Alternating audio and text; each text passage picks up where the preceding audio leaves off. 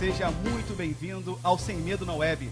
Meu nome é Gladstone Felipe, sou coordenador do projeto e nós estamos agora iniciando uma nova fase do nosso projeto, trazendo para você essa novidade. Nós estamos aqui para inaugurar um espaço que é seu, é feito para você, com toda a dedicação, com todo o profissionalismo, com todo o carinho, para que você consiga as melhores dicas de preparação, as melhores técnicas de estudo. A gente está aqui para isso. Nesse nosso primeiro encontro, nesse nosso bloco de encontros agora, no Sem Medo na Web, nós reunimos aqui 3 grandes profissionais do mercado, 3 grandes educadores, cada um na sua área de atuação, cada um para trazer a experiência de como se preparar para esse nosso primeiro tema, que é a segunda fase da OAB. Eu sei que você está aí nervoso, você está ansioso, mas calma, a gente está aqui para te ajudar. Quero apresentar então os nossos profissionais, os nossos amigos que estão aqui. Do meu lado esquerdo, eu tenho o professor e advogado Fagner Santos. Fagner, é um prazer ter você aqui com a gente hoje. Espero que a gente possa aprender muito com você e o aluno também possa extrair as melhores dicas de preparação contigo agora nesse nosso bate-papo aqui. Gladstone, o prazer é todo meu. Em verdade, o que nós pretendemos com efeito é fazer com que o aluno esteja realmente muito preparado para enfrentar a segunda fase do exame de ordem com muita tranquilidade. E quero aproveitar o ensejo para parabenizá-lo, né, por estar agora deflagrando esse programa tão interessante que é o Sem Medo na Web. Parabéns. Obrigado. Bom, do meu lado direito, a profissional e coaching Débora Cal, ela está aqui também para nos dar as melhores dicas de preparação, as melhores dicas de treinamento. Débora, prazer estar aqui com você. Muito obrigado por aceitar o nosso convite e espero que as suas experiências aqui possam ajudar muito quem está assistindo agora a gente lá. Obrigada, Gladstone. Gostaria de, mais uma vez, agradecer a oportunidade de estar aqui e, com certeza, espero poder contribuir bastante, trazer bastante dicas para poder ajudar vocês na preparação. Poxa, nós é que agradecemos, Débora.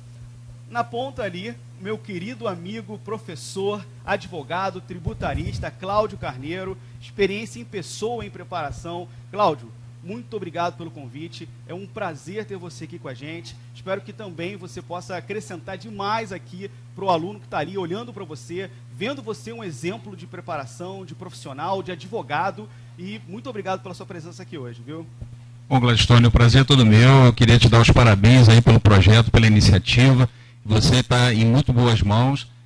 Esse projeto é fantástico, é maravilhoso. E o pessoal está aqui para te ajudar, para colaborar. Eu só tenho a agradecer, fico muito honrado de estar aqui. Muito obrigado, viu, meu amigo? Poxa, eu que agradeço. Bom, vocês estão vendo aí o nível, a qualidade dos profissionais que estão aqui para te ajudar. Então, assim, não tem nada que impeça que você consiga a sua carteira agora. Tá legal? Eu quero começar então esse nosso bate-papo descontraído perguntando para a nossa querida profissional e coaching Débora Cal.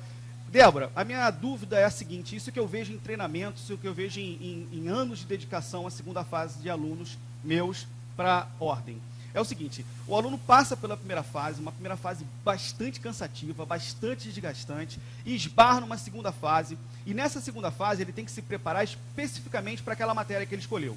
Isso a gente vai discutir depois, como é que a gente chega até essa matéria. Mas ele escolheu uma matéria. Então ele está assim, ele está aos 45 minutos do segundo tempo, esperando a carteira dele, mas ao mesmo tempo ele está estudando sob pressão, porque está todo mundo perguntando, e aí, os pais estão pressionando, a sociedade está pressionando, os amigos estão querendo que ele passe, o cara do escritório lá, o chefe está querendo que ele consiga a carteira. Como é que a gente consegue se preparar sob pressão?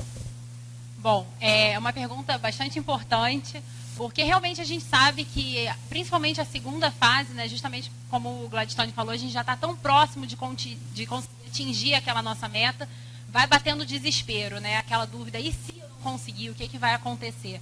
Bom, a dica principal é que você tire o foco da aprovação, tire o foco do dia da prova. Pense sempre na meta diária do seu estudo. O que eu preciso estudar hoje? O que o professor ensinou para mim em sala de aula? O que eu tenho que treinar? Quais são as questões?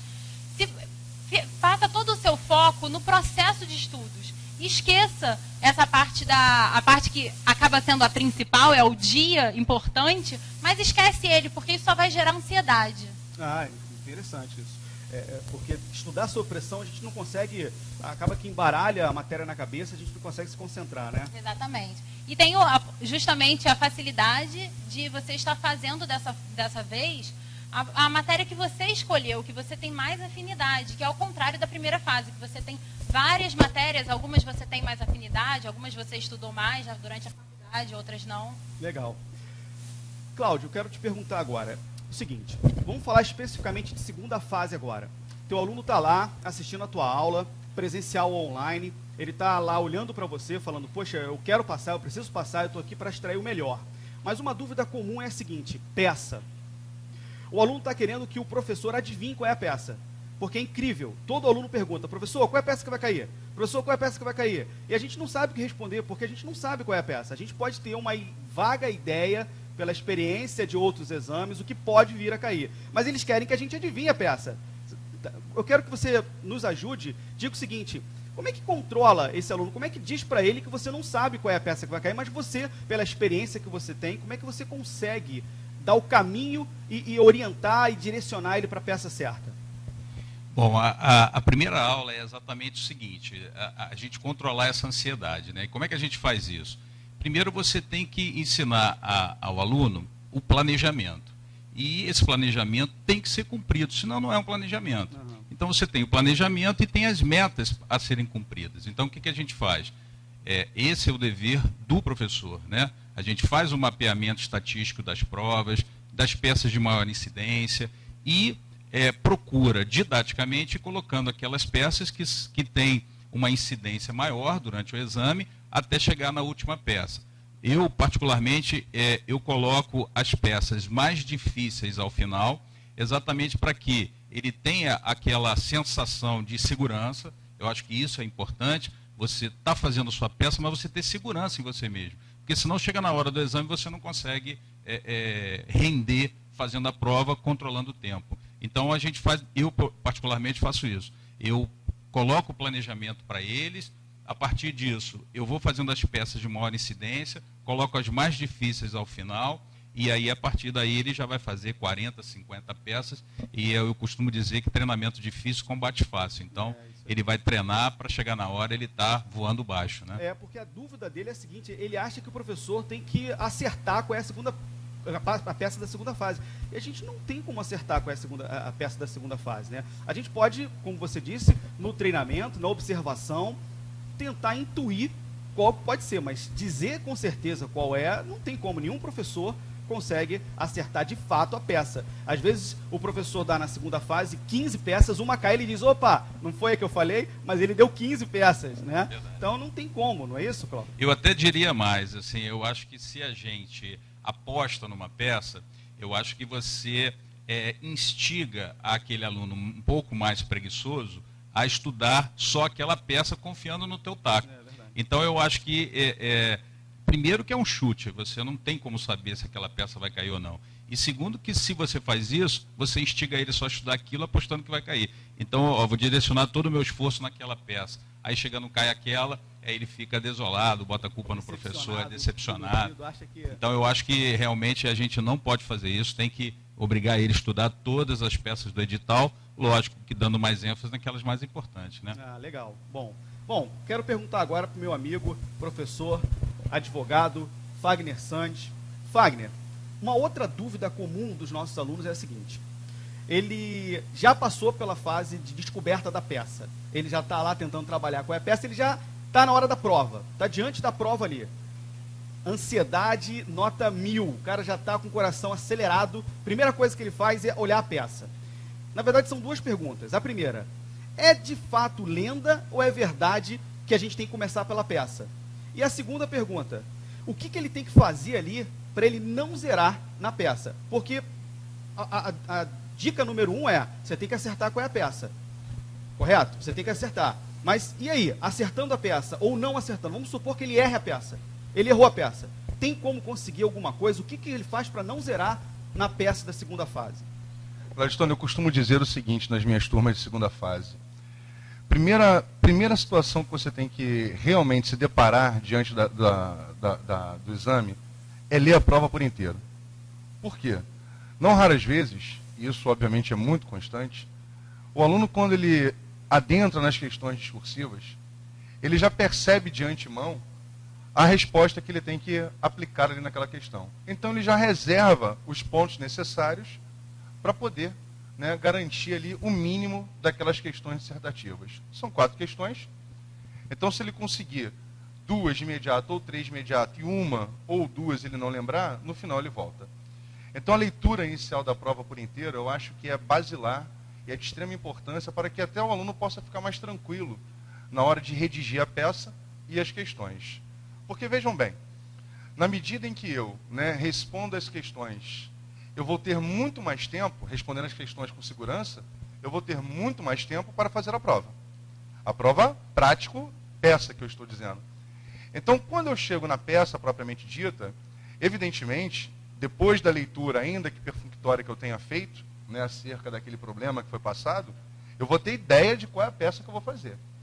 E a estruturação de peça cabe a nós, em sala de aula, te passar exatamente o detalhamento, para que você possa delinear, na hora de confeccionar aquela peça na prova, ficar com tamanha tranquilidade. Então, por exemplo, se for uma peça onde efetivamente está se contando uma problemática de um cliente que chega no seu escritório dizendo que trabalhou e não recebeu horas extras, não recebeu 13º, férias, adicional de periculosidade. Para você promover a medida cabível.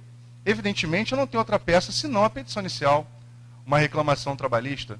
Então, você vai estruturar a reclamação trabalhista, qualificando o autor, dando a nomenclatura da ação, qualificando o réu, aplicando lá aquelas questões iniciais de gratuidade, prioridade, se for o caso, e adentrar no mérito, depois nos pedidos e requerimentos, e fazer o fechamento, atribuindo valor à causa, nesses termos já que é deferimento, enfim.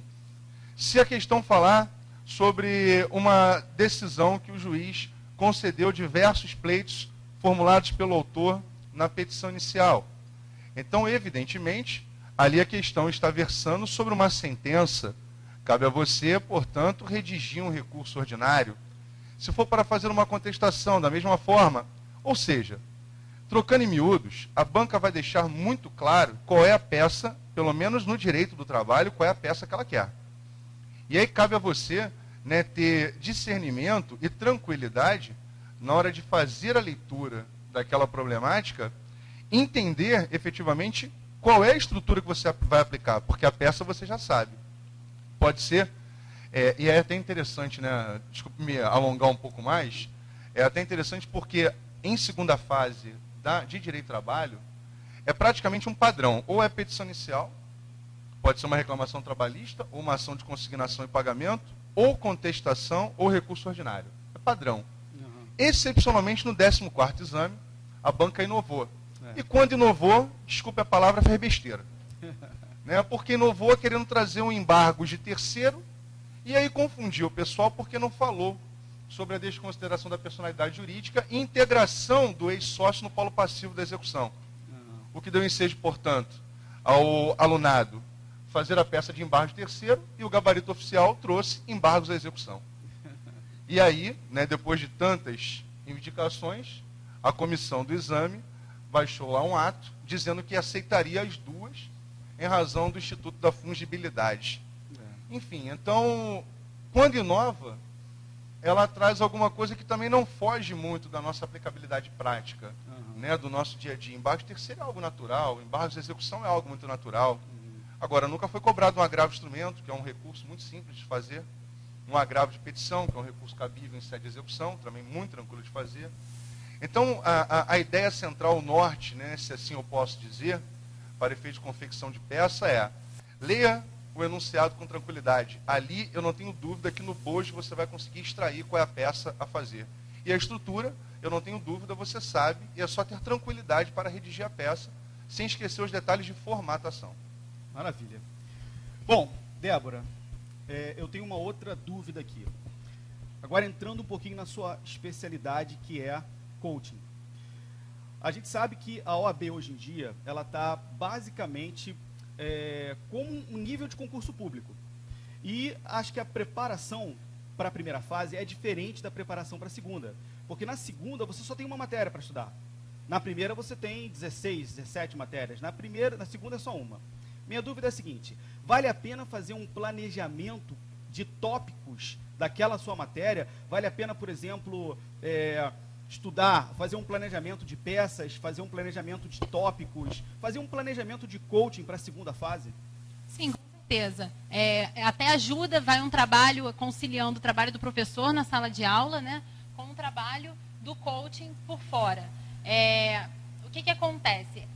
Tem justamente o fato de você ter o costume, já ser uma matéria que você tem um conhecimento teórico um pouco maior. Então, você já vai para a segunda fase, mais para aprender a técnica de dissertação de uma peça, a técnica de resolver uma questão, de como escrever uma questão, porque muitas vezes você tem o conteúdo, mas você não sabe como passar aquilo para o papel. Então, esse acompanhamento fica bem legal, fica uma casadinha. Os próprios professores, eles estão aqui, eles podem confirmar, eles costumam dar mais ou menos uma orientação de qual a ordem que você tem que seguir durante o estudo. E isso combinado com o processo de coaching, que a gente trabalha bastante a parte de emocional também, não só a parte de técnicas de estudo, com certeza a pessoa vai conseguir um sucesso e pelo menos trilhar aquele caminho com mais tranquilidade. Legal. Eu me lembro que eu não consegui fazer esse planejamento na época que eu fiz a prova, né? Mas como a coisa evoluiu, avançou pra caramba, hoje a gente já tem profissionais como você que já conseguem fazer um planejamento específico já para a primeira ou então para a segunda fase também, né? Muito bom. Cláudio, agora eu quero te deixar um pouquinho desconcertado. Eu vou contar uma coisinha aqui para o aluno que talvez ele não saiba, né, dessa coisinha do aluno.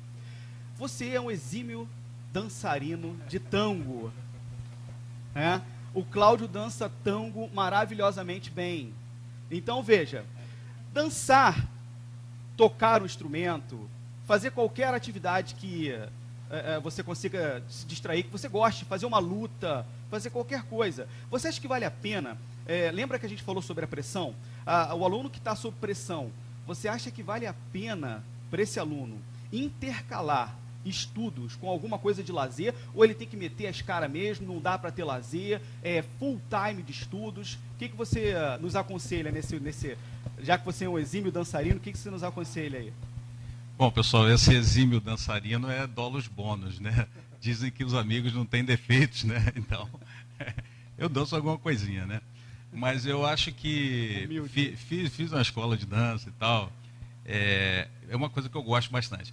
Mas, assim, você tem que associar realmente a sua atividade, que é intensa, e o estudo de segunda fase. Ele é um estudo um pouco complicado, porque a gente corre contra o tempo. Então, tem que saber dosar também o tempo disponível para estudo, e aí vai depender muito da atividade profissional que ele exerce. Porque se ele é um aluno que trabalha e ele estuda à noite, essa atividade de lazer dele vai ficar um pouco comprometida. Então, eu digo o seguinte, oriento o pessoal em sala, que para quem tem tempo disponível, tirar 1 horinha, 2 horas, talvez não por dia, mas 2, 3 vezes por semana, isso é muito importante. Eu vou contar outro segredo para vocês também, eu não gosto de contar não, porque eu estou 15 quilos acima do meu peso normal, mas a minha primeira faculdade foi educação física, então eu era professor de educação física. Foi militar também? Foi militar, então eu posso até orientar uma curva de treinamento, se você quiser, brincadeira. Mas, então, para essa pessoa que tem tempo disponível, é interessante ela fazer 2 ou 3 vezes por semana. Agora, o que eu oriento em sala para o pessoal que não tem tempo, que trabalha, que estuda e etc., é ele aproveitando todos esses instrumentos que hoje, na nossa época, não tinha, né? Smartphone, tablet, usar tecnologia, essa né? tecnologia a seu favor. Então, ele pode colocar para dentro do telefone, hoje você tem aquele armband, né? Você coloca dentro do telefone, coloca o telefone naquele armband e utiliza, você vai dar uma corrida e está escutando a matéria, está escutando a aula, ou seja, você otimiza teu tempo. Então, quer dizer, você faz atividade física, você aproveita a oportunidade de estar estudando. Aí tem gente que diz assim para mim, poxa, Cláudio, mas eu não consigo me concentrar correndo e ouvindo. Mas é melhor você correr e ouvir do que correr e não ouvir nada. Então, o nível de aprendizado, e a gente coloca isso muito em sala de aula, você absorve só 30% do sentido que você utiliza para estudar. Então, se você lê, se você ouve, se você fala, então, de qualquer forma, ele não vai absorver a aula inteira. Então, pelo menos, ele alivia o mínimo que pode acontecer, pessoal. E todos que estão aqui têm uma experiência vasta. Eu conheço o nosso amigo Gladstone aqui, de longa data, né? Trabalhamos juntos aí há mais de 15 anos e os demais colegas também. Então, o que a gente está falando aqui para você, acontece, gente. Então, se você puder, alivia, o mínimo que pode acontecer é aliviar a sua consciência e você cuidar da sua saúde. Maravilha. Isso é importante. Eu acho importantíssimo você alternar essa... Eu sempre digo para os meus alunos também, não adianta você ficar sob pressão, estudando o tempo todo, você tem que fazer uma coisa que te alegra, te agrada, que te distrai, para que você consiga aliar as duas coisas, né? Muito bem. Fagner, eu tenho uma outra dúvida. O que eu tenho percebido, e aí o Cláudio pode me ajudar nisso também, e a Débora também, o que eu tenho percebido é o seguinte, normalmente os alunos de segunda fase, eles buscam aquilo que, entre aspas, lhe parece mais fácil. Então, o que acontece? A moda agora é direito do trabalho, a moda agora é direito civil, a moda agora é direito constitucional. Então, o aluno ele vai na moda, ele não vai por afinidade, ele vai na moda. É mais fácil, a banca é mais tranquila, né? O que você acha que se deve a essa alternância? Você acha que o aluno tem que escolher a segunda fase por estar na moda, ou ele deve escolher a segunda fase porque ele tem afinidade com a matéria, e esquece esse negócio de banca difícil, esquece esse negócio de que tá todo mundo falando que reprova muito, esquece isso. Como é que deve ser o caminho para a escolha da segunda fase? Bom, Gladstone, a Débora, ela tinha até colocado aqui com muita propriedade, logo no início, né, do bate-papo com ela, que hoje realmente nós temos essa celeuma, né, vista aí nos examinandos. Por quê? Eu, por exemplo, não posso nem ser parâmetro. Na minha época, na época que eu fui fazer o exame de ordem, eu não fiz direito do trabalho. Pode ser surpresa para alguns, mas eu não fiz direito do trabalho. Embora esteja há 4 anos ministrando aula para a segunda fase em direito do trabalho. Opa, daqui a pouco a gente descobre mais surpresas aí. Pois né? é. Na minha época, quando eu fui fazer o exame de ordem, eu fiz direito empresarial. Ué, mas por que você fez direito empresarial? Primeiro, porque era uma disciplina que eu adorava. Na verdade, ainda gosto, ainda estudo direito empresarial, né? E era uma disciplina que eu sempre me dei muito bem na faculdade.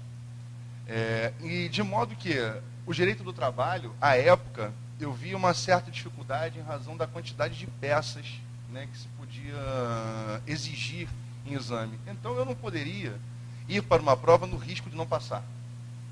Então, eu tentei unir o útil ao agradável. Qual foi o útil? Né? O estudo que eu tinha no direito empresarial bem aprofundado. E o agradável, passar logo no exame de ordem sem ter, né, a oportunidade de fazer novamente aquela prova. Eu precisava daquilo para poder projetar a minha vida profissional. Então, eu não poderia me dar, né, o prazer, o luxo de errar. Então, sua opção não foi por afinidade, foi por necessidade na época. época. Não, por afinidade. Eu era muito mais afim ao direito empresarial há 9 anos atrás do que ao direito do que ao direito do trabalho. Não que eu era avesso ao direito do trabalho, não é isso. Né? Porque eu estagiava em direito do trabalho, praticava o direito do trabalho. Mas, para efeito de estudo, aquilo que me agradava muito mais era efetivamente o direito empresarial. Interessante. E foi a disciplina que eu optei. Mas hoje, o que você tem percebido realmente é que o aluno, ele, por exemplo, ele faz estágio na área civil e vai fazer a prova de direito penal. Embora não tenha afinidade nem com a disciplina de direito penal, né, nem com o processo penal, mas por quê? Dizem para ele que tem uma quantidade menor de peças. E que a banca é mais fácil. E que a banca é mais maleável. O que, na verdade, é uma inconsistência. Porque isso não tem disciplina nenhuma. Se eu estiver errado, me corrijam. Não, tá certo. Né? O nível de dificuldade administrativa é o mesmo que o tributário, é o mesmo que o direito do trabalho, é o mesmo que o empresarial, é o mesmo que o constitucional. O que, na verdade, vai mudar, né, a roupagem de percepção da prova é o teu planejamento. É o teu estudo, é a tua afinidade, é a tua perseverança, a tua vontade de realmente superar aquele desafio. É isso que faz o diferencial, não é a disciplina. Então, eu hoje, por exemplo, se eu tivesse que escolher uma disciplina, né, evidentemente, se eu estivesse saindo hoje da faculdade, eu estaria fazendo direito de trabalho e processo de trabalho de segunda fase. Não faria outra, não faria, por exemplo... Né? Não que eu não seja um apreciador do direito tributário, mas eu teria que enfrentar determinadas mazelas, né, para poder superar determinadas etapas e aí sim chegar num nível razoável de encarar a prova. Então você chegou à mesma conclusão que eu. O aluno tem que escolher por afinidade, não porque estão dizendo que a banca é mais fácil. Que é moda, que é mais fácil. Que é moda. Não, né? Posso interromper rapidinho? Tem casos que o aluno ele faz a inscrição do colega e escolhe a disciplina do colega. Ou seja, afinidade zero, né? É por indicação mesmo. Né? Isso sabe o que acontece, Cleiton? Não, desculpa. E até complementando o que o Fagner estava falando, a questão justamente de você pegar a matéria que você tem afinidade vai trazer o estudo muito mais prazeroso. Você não vai encarar aquilo como uma obrigação. É verdade. Vai ser mais tranquilo para você estudar, por você ter afinidade, já ter um conhecimento pretérito, às vezes até um conhecimento prático. É verdade. Esse era o complemento. O seu estudo fica menos denso. Uhum. Né? Então, até porque, por exemplo, em sala de aula, se eu for explicar algum raciocínio relacionado a súmulas e orientações jurisprudenciais, ele pelo menos já ouviu falar naquilo. Entendi. Né? Em algum momento, confeccionando uma peça, uma inicial, uma contestação, um recurso ordinário. Agora, também muitas pessoas de outras searas, né, alunos que não estão muito habituados com o direito de trabalho, com o processo de trabalho, vêm para a segunda fase e a gente sente... Que não era da área dele. E aquele óbice de compreensão. Aquela dificuldade... Pois é, e aí a gente tem que trabalhar até o emocional, né, como a Débora e o Cláudio falaram. Aí entra a função da Débora aqui, né? Pois é, então esse emocional acaba gerando o quê? Um tempo para que ele possa entrar no time da aula e aí sim começar a empreender, né? E assimilar o conteúdo. Maravilha. Então a sugestão faça por afinidade. Tá vendo? Faça por afinidade. Escolha por afinidade. Não vai na onda de aluno que está dizendo que escolhe que é mais fácil, que é mais... Não.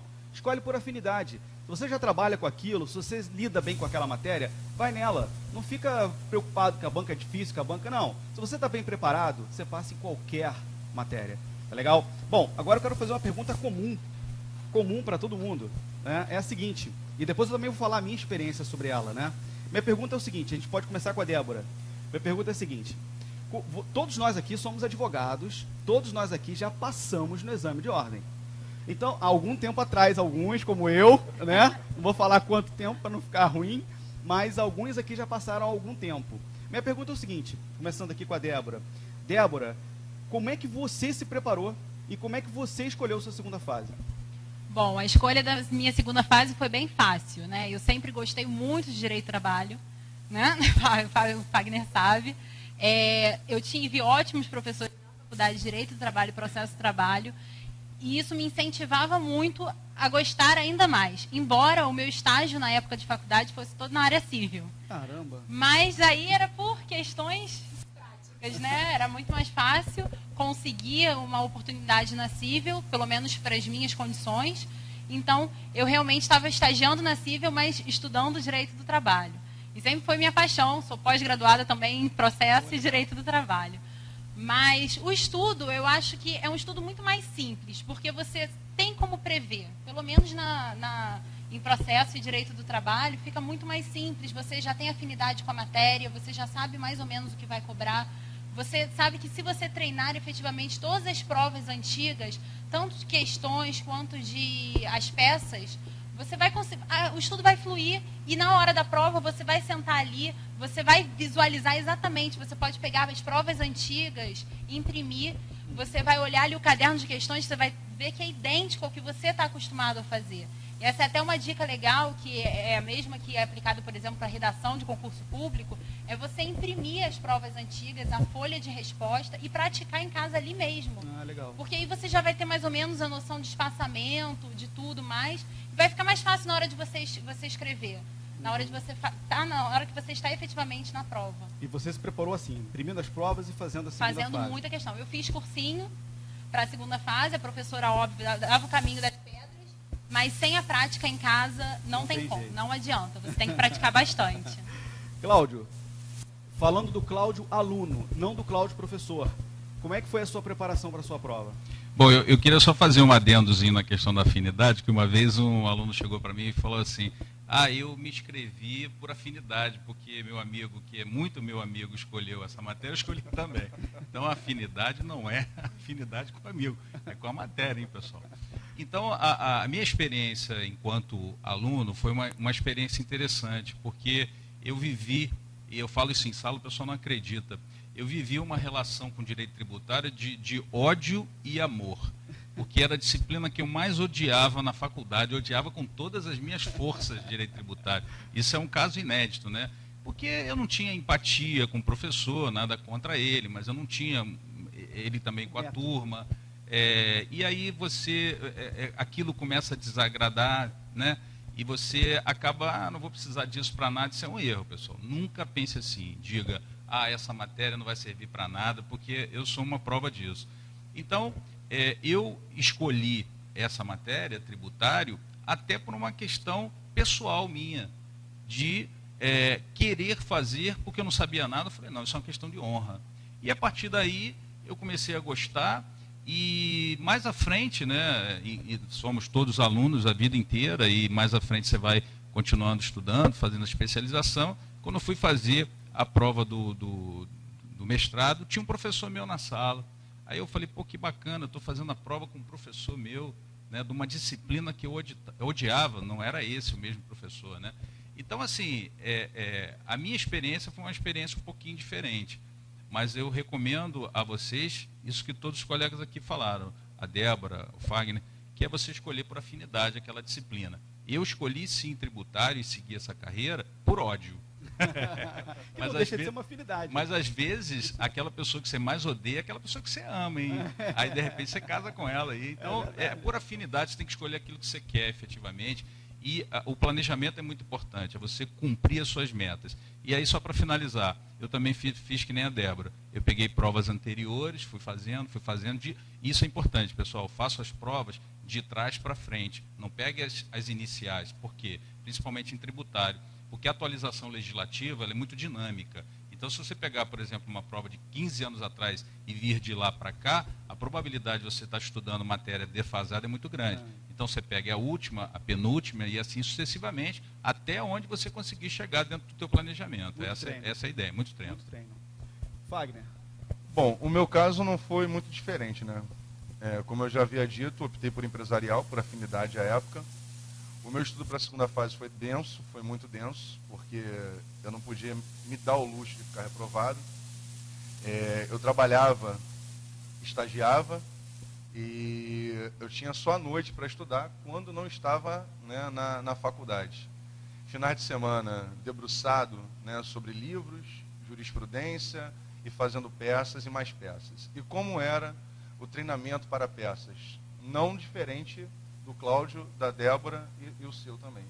Pegando as provas anteriores, né, pegando mais os exercícios passados, né, pelos professores e treinando, e encaminhando o professor corrigir e reparando os erros para que numa eventual peça futura que se fizesse, repetindo, portanto, não cometesse, né, o mesmo erro, a mesma falha anteriormente praticada. E assim fui galgando, cheguei no exame de ordem, e estudei diversas peças e me caiu um parecer para fazer. Né? Então foi a decepção em pessoa. Eu pronto para fazer uma peça de falência, né? De renovação compulsória de locação, né? E me caiu um parecer, né? Sobre título de crédito, cheque prescrito. Olha que maravilha, né? Show. Então não tive muita dificuldade, mas você também pode ter essa sorte. Digo que foi uma sorte. Porque em direito de trabalho cai petição inicial, contestação, recurso, isso é sorte. Cair essas peças é sorte. Não é sorte quando cai. E aí entramos numa filosofia de dificuldade, acredito que a banca não cobre, né, não vem exigir isso, não posso dizer jamais, mas eu acredito que não, porque senão ela mesma vai se prejudicar, ela mesma vai se confundir. Mandado de segurança, ação rescisória, porque são, na verdade, institutos extremamente complexos, que efetivamente vão exigir um aparato muito maior, até mesmo para efeito de correção. Então não acredito que sejam peças que possam vir a ser exigidas. Então ela vai ficar sempre no básico. O que eu acredito muito é que a gente percebe nos alunos de segunda fase é que eles criam um óbice emocional muito grande. Né? Eles vão para a prova criando impedimentos que não devem existir. O maior inimigo é ele mesmo, né? Então ele tem que ter a autoconfiança, né? Dar uma autocredibilidade. Essa autocredibilidade, acreditar que você é capaz, que você consegue superar. E isso são desafios que todos nós, qualquer um de nós tem desafios aqui diários. E nós superamos, cada dia matamos 1, 2 leões, se for necessário, para conseguir os nossos objetivos. E contigo não é diferente. É um passo, né, que você vai dando, cada passo, você vai superando determinadas metas, né, ultrapassando determinadas etapas. O que você não pode é criar impedimentos internos, bloqueios. Expurga esse bloqueio. Né? Entenda que você é capaz, que você é muito mais do que aquilo que você imagina. Então, a sua própria filosofia de superação, né, o seu destemor, ele tem que ser a essência da tua vida, do estudo. E eu não tenho dúvida que com isso, né, com esse pensamento, com essa perspectiva, você consegue passar no exame de ordem de olhos fechados. Gladstone, posso fazer um parênteses, Fagner? Eu vou falar uma coisa que talvez você se identifique, porque a gente está em sala de aula e a gente percebe muito essa questão emocional do aluno. E isso aconteceu comigo na época que eu estava estudando para o exame de ordem, que é o seu companheiro, principalmente namorado. Namorado é pior do que marido, esposa, noivo e noiva. Porque o noivo e a noiva ainda tem expectativa de casamento. O marido e a esposa já está acostumado, mas o namorado é terrível. Então isso aconteceu comigo na época, que a namorada, que eu até queria casar com ela na época, né? E ela me perturbava demais no estudo, querendo sair, querendo isso, querendo aquilo. Moral da história, fiquei sem namorada. Então, fique tranquilo que isso vai acontecer contigo. Termina o relacionamento, estuda. Não, por favor, não estou aqui fazendo apologia à separação. Mas olha só, pessoal, brincadeiras à parte, isso é relevante. Por quê? Porque se essa pessoa que está do seu lado, ela não te entender num momento tão importante da sua vida, em que você está dedicando 1 ano de estudo ali, ou você senta com ela e conversa, ou realmente é uma coisa que no final não vai dar certo. Por quê? Porque é 1 ano de preparação, então a pessoa não pode chegar a você ter o inimigo interno. O inimigo dentro do seu lado, não vamos estudar não, vamos ao cinema, não vamos estudar não, vamos para a praia.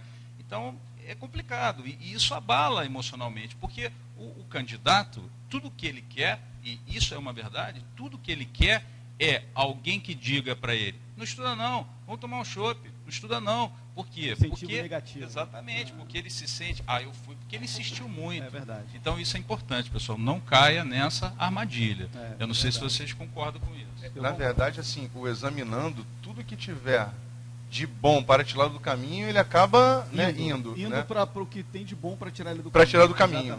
Eu tive particularmente uma sorte, tirei a sorte grande na época que eu fui fazer, né? Quem estava comigo me deu super apoio. Não vai para o cinema não, vai estudar. Falou, não, vai estudar, tem que passar no exame de ordem. Ficar no mesmo ritmo. Né? Tem que andar junto. Porque se a pessoa que está contigo, ela te subestima, então a sua própria autossuficiência, ela acaba prejudicada. Perfeito. Né? Perfeito. Até eu gostaria de aproveitar um gancho do Fagner, que ele falou sobre o controle emocional. Eu tive uma experiência na minha prova de segunda fase, que como eu fiz trabalho, na época sempre vinha inicial contestação, e a minha foi a primeira prova que caiu um recurso ordinário. Quando eu abri a prova, obviamente eu fui ver tudo que tinha, né? Olhei a questão, eu gelei. Não era nem inicial nem contestação. Sim. E agora, o que aí fazia? Eu sabia o que era, mas eu fiquei, mas não é possível. E agora? Nunca caiu isso. Como é que vai Vou fazer ser? uma petição inicial. Vou fazer uma petição. Então você fica naquela, o que eu faço? E começa a ficar nervoso, duvidando da sua certeza, porque eu tinha certeza qual era a peça. E naquele momento, é justamente o momento que você tem que parar tudo e se acalmar. Não perder, porque se você deixar o pânico tomar conta de você, a prova acabou. Você não consegue fazer mais nada. Bloqueia então, tudo. é um bloqueio. Você esquece geral. tudo que você sabe. Então, aquele foi meu momento de parar, respirar, sair de sala, bebi uma água, fui ao banheiro, tudo para ir me acalmando e voltei e falei, não. Li de novo, né? Falei, não, realmente é um recurso ordinário. Vou fazer, e fiz com segurança, graças a Deus gabaritei a prova. Mas porque eu mantive a calma. Gabaritou a prova? A prova não, desculpa, gabaritei a peça. Já tirei estava 9 aqui na preocupado. prova. Falei, pô, então deu para você. Não, eu tirei 9. Eu gabaritei a peça. Maravilha. Mas aqui foi aquela tranquilidade, aquele momento que eu tive de falar, não, deixa eu tirar esse momento para mim, para eu descansar um pouco, relaxar minha mente e poder fazer e botar em prática o que eu estudei. Eu tenho uma outra dúvida, até que eu quero levantar isso, até quero perguntar para vocês, que é o seguinte. Sábado, véspera da prova. Prova é no domingo. Sábado, véspera da prova. Minha questão é o seguinte, o que fazer no sábado, véspera da prova? É bom dar uma revisão, é bom não fazer nada, porque eu tinha, na época que eu estudava, eu tinha um professor que dizia o seguinte para mim, véspera de prova você não faz nada de diferente, porque vai que você resolve ir no restaurante que você nunca foi, e lá você se aborrece, lá você se estressa, enfim. O que fazer no sábado anterior à prova? Estudar, relaxar, procurar fazer uma coisa diferente? Débora? Bom, o que eu sempre fiz antes de provas, e até o que eu indico para os meus coaches, eu sempre gostei de dar uma revisada na matéria, né? Porque aquilo me dava uma segurança. Se você é do tipo de pessoa que isso te dá uma segurança, faça. Mas faça com moderação. Não vai ficar estudando até 10 horas da noite. Dá uma olhada, assim, acorda mais cedo de manhã, dá uma olhada. Isso é uma coisa que eu sempre gostei de fazer, acordar mais cedo, para eu ter sono cedo e não ficar até tarde acordada, né? Então, dê uma olhada. Quando for mais ou menos umas 2 horas da tarde, ou então nem passe do almoço, pare, vá relaxar, vá passear, ver um filme, alguma coisa que te dê prazer e que você possa esquecer um pouquinho daquele momento importante que é a prova no dia seguinte. Então, nada de estudo na véspera da prova. Se a pessoa quer ter um pouquinho, vai dar um pouquinho mais de confiança, estuda pela manhã. Dá uma revisada revisão rápida. leve. Uma coisa leve. É o que eu... E sai durante o dia, ou vai fica se distrair. vendo. Vai dorme se distrair, cedo. Exatamente. Dorme cedo, que é importante, por mais que a prova da OAB seja à tarde, mas eu acho que uma boa noite de sono é importante. Você acha que vale a pena tomar um calmante antes? Não. Eu né? não gosto né? nada disso, não. Eu né? sou mais natureba nesse sentido. Tá certo, eu também acho. Respiração, entendeu? Você está nervoso, você para, fecha os olhos, fica respirando fundo, pensa coisas boas, não pensa na prova, pensa na sua família, no apoio que você tem. Deixa eu só pegar esse gancho da Débora. A Débora tem um blog que é o Concurseira Dedicada. Dá o endereço. É www.blogconcurseradedicada.com. Isso. É um blog super acessado. E eu queria que você dissesse o seguinte: dia da prova. Depois eu vou voltar para eles da véspera. Mas dia da prova. Eu estou ali extremamente nervoso. A prova está na minha mesa. Está na minha cara ali, na minha frente. Existe alguma técnica infalível de relaxamento? Respiração, postura, procurar pensar em outra coisa, pensar no seu time, pensar em qualquer outra coisa, na hora ali da prova. Existe alguma técnica de relaxamento? Existem sim algumas técnicas, mas o que acontece? Você tem que ter afinidade com ela. Não adianta você ler, nunca praticar e chegar na hora do nervoso ali, você querer botar em prática que você não vai conseguir. Então, é importante que durante a sua preparação, eu gosto de indicar que antes de você iniciar os estudos, você senta, fecha os olhos, fica respirando uns 3 minutos fundo, para você já ir acalmando, já ir abaixando o seu ritmo, para que você inicie os estudos. Treina aí. Como é que é? Fecha o olho. Fecha o olho, senta reto, né? Pernas em 90 graus. Uhum. A mão você põe como você quiser, relaxada, pode ser. Fecha o olho e vai respirando. Para algumas pessoas eu indico que coloque, se tem dificuldade de se concentrar assim, põe uma música clássica, só instrumental ao fundo, bem baixinho, para aquilo ir te relaxando. Uhum. E aí você vai pegar justamente a técnica, vai ficar com aquele costume de fazer isso, no dia da prova vai ser natural. Entendi. Agora, se você não pratica isso antes, no dia da prova, você não vai conseguir se controlar. Respiração, então, é fundamental na hora da prova. A respiração é muito importante. Entendi. Cláudio, diz aí pra gente. Véspera da prova e dia da prova. O que fazer para relaxar, estudar no véspera da prova, sair, se divertir? E no dia da prova, o que a gente vai fazer ali para controlar aquela ansiedade enorme que a gente está sentindo ali na hora?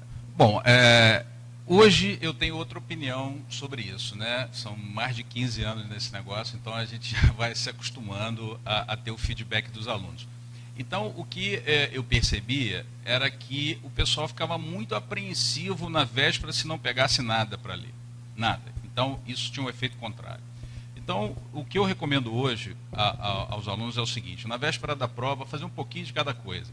Seguir todo aquele teu planejamento que você fez ao longo da sua preparação, e ali você tirou pontos essenciais e separou pontos essenciais daquela matéria. Na véspera da prova é a hora de pegar esses tópicos essenciais que você separou, resumiu, mastigou e botou o creme de la creme ali, né? Então, ali é o momento de você ler agora isso aí. Isso feito, aí você vai relaxar, você vai passear, você vai curtir a família, mas você tem que ter esse efeito psicológico, porque senão ele não vai dormir, ele passa a noite em claro, chega na prova desesperado, enfim, é o desespero total. Agora, no dia da prova, eu recomendo, porque a carga de adrenalina é muito grande, muito pesada. Então, o que fazer no dia da prova? Por acompanhar as bancas, nós acompanhamos várias bancas, né?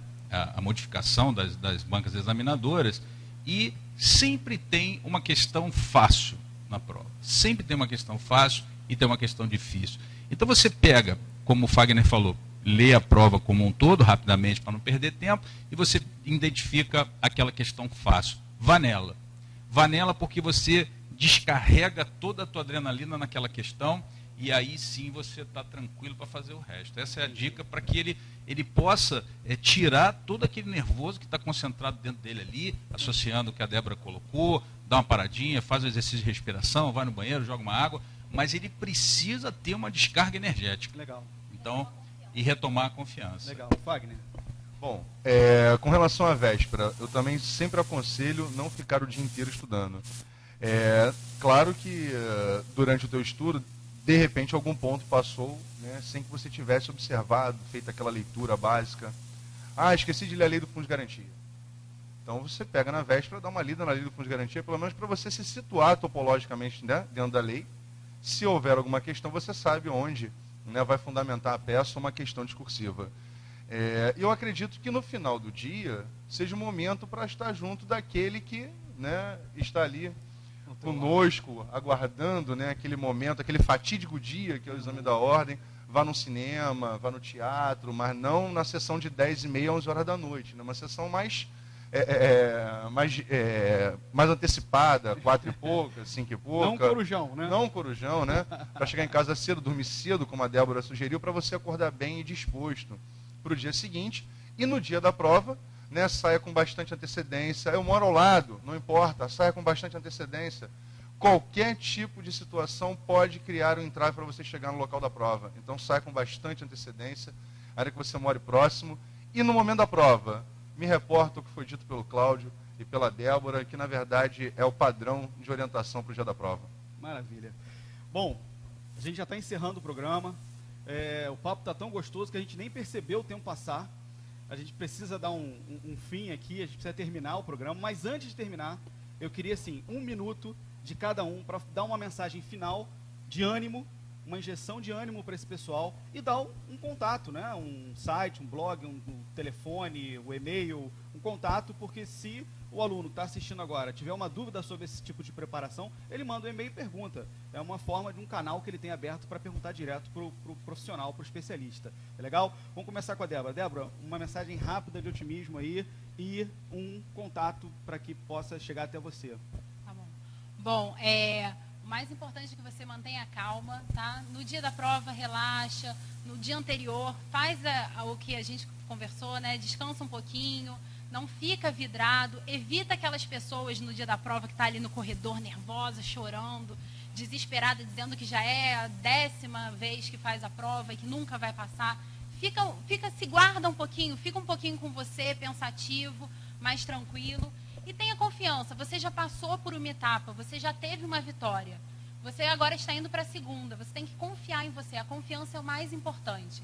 Se vocês tiverem alguma dúvida, quiserem perguntar alguma coisa sobre preparação, vocês podem enviar um e-mail para coachingaprovacão, que é o aprovação sem cedilha e sem o tio, @gmail.com, que eu respondo.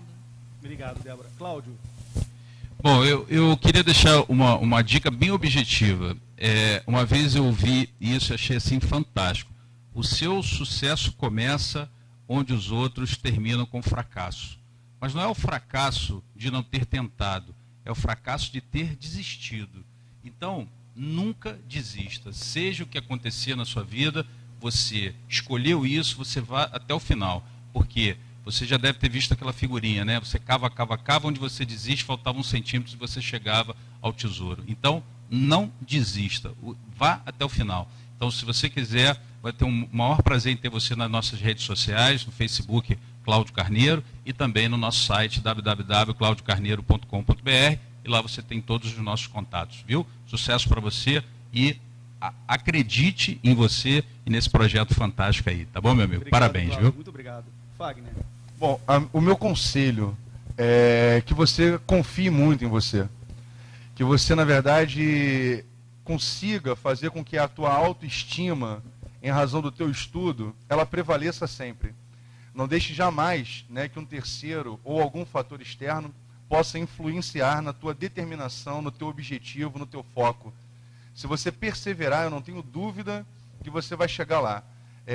Evidentemente, quanto mais, né, nós vamos andando à frente, mais chance nós temos também de retroceder em alguns momentos. Mas jamais retroceda. Você pode parar, mas não retroceder. O retroceder, ele vai levar você a um retorno inimaginável. E a gente não pode pensar nisso. Nós temos que pensar sempre em olhar para frente. O foco é aquele, vamos seguir juntos e nós vamos chegar lá. Se você precisar de mim para qualquer dúvida, você pode me adicionar no Facebook, Fagner Sandes inciso 2, né? Ou pode curtir também uma fanpage, Professor Fagner Sandes, e lá você vai ter todo o acesso ilimitado e pode perguntar o que você quiser a hora que for. Boa sorte, sucesso, e conte aí com um projeto coordenado pelo professor Gladstone Filipe, que é um projeto inovador, eu tenho certeza que vai te ajudar muito na sua aprovação. Bom, depois disso, a gente só tem a agradecer a sua atenção, agradecer a participação dos nossos especialistas, agradecer muito por tudo. As dicas que foram passadas aqui foram dicas preciosas para a sua preparação, para a sua aprovação. Quero pessoalmente te agradecer também por estar aí nos assistindo agora, por estar prestando atenção nisso, com dedicação, com carinho. A gente está aqui dedicando o nosso tempo para isso, para te aprovar. Esse espaço aqui é seu. Você pode ficar à vontade no nosso canal lá de YouTube, você pode ficar à vontade no www.estudesemmedo.com.br e lembre-se, nossa missão é fazer com que você passe. A gente está aqui para isso. Todos os profissionais estão aqui para te ajudar. Tá legal? Muito obrigado e até a próxima semana. Tchau, tchau.